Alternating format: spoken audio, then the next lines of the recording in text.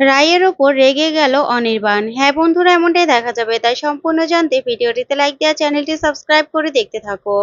আগামী পর্বে দেখা যাবে অনির্বাণ আর রাই ফুলশয্যার রাতে দাঁড়িয়ে আছে। তখনই অনির্বাণ একটা গিফট হাতে বলতে থাকে রাইকে, রাই, আমার কিন্তু আর তর সইছে না, এই গিফটের মধ্যে কি আছে আমার জানতে ইচ্ছে করছে। তখন রাই বলতে থাকে, আচ্ছা এত কথা কেন বলছো, গিফটটা খোলোই না, খুলেই দেখো এটার মধ্যে কি আছে।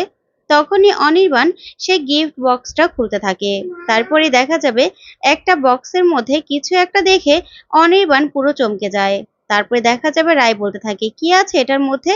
তারপরে রাই সেই গিফট বক্সটা হাতে নিয়েই যখনই দেখে তখন রাইও পুরো চমকে যায়। তারপরে গিফট বক্সটা ছুঁড়ে ফেলে বলতে থাকে, না, এটা হতে পারে না।